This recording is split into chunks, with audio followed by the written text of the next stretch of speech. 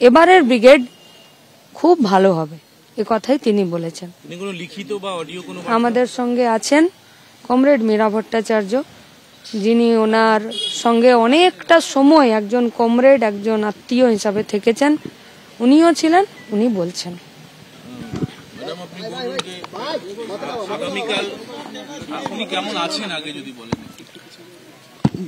মীনাক্ষী সবটাই বলেছে, আবার আগামীকালের বার্তাও উনি বলেছেন, এবং কালকে যা হবে, আগামীকাল যা হবে সেটা আপনারা জানেন যে একেবারে আমরা সবাই মিলে সেটা কামনা করছি।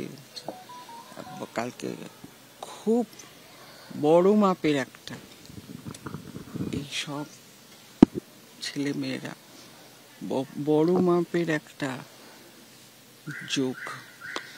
প্রচুর মানুষ বুদ্ধবাবুকে ভালোবাসেন, তার কোনো লিখিত বার্তা বা অডিও বার্তা কি সম্ভব হয়েছে পাওয়া?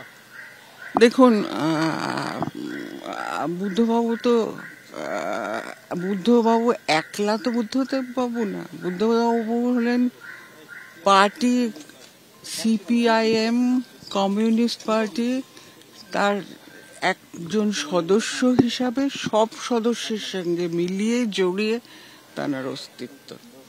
বার্তা তো নিশ্চয়ই দিয়েছেন, মীনাক্ষী বলেছেন, ধরেছেন, অভিনন্দন জানিয়েছেন। কালকের ব্রিগেড বড় ব্রিগেড, ভালো ব্রিগেড হবে বলেছেন।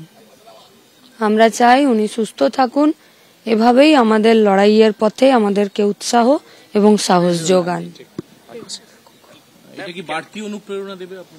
আমাদের কাছে এটা চিরকালের বাড়তি অনুপ্রেরণা, সাহস এবং আমাদের কাছে আবেগ, যে আবেগের জন্য গোটা রাজ্যের যুব সম্প্রদায়, যে আবেগের জন্য গোটা রাজ্যের মানুষ তারা লড়াইয়ের মাটিতে টিকে থাকার সাহস পান।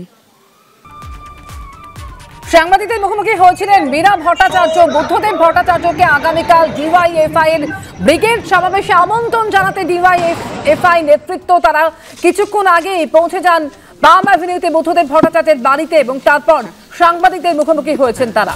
দেখতে পাচ্ছেন সেই ছবি, মীনাক্ষী মুখোপাধ্যায় এবং মীরা ভট্টাচার্য তারা সাংবাদিকদের মুখোমুখি হলেন।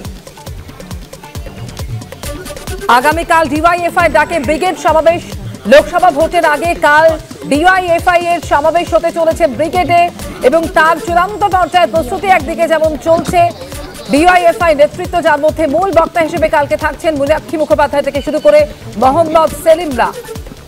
তার আগে আজকে বুদ্ধদেব ভট্টাচার্যকে আমন্ত্রণ জানাতে পাম অ্যাভিনিউতে তার বাড়িতে পৌঁছে গেলেন ডিওয়াইএফআই নেতৃত্ব। এই মুহূর্তে সেই ছবি দেখছেন।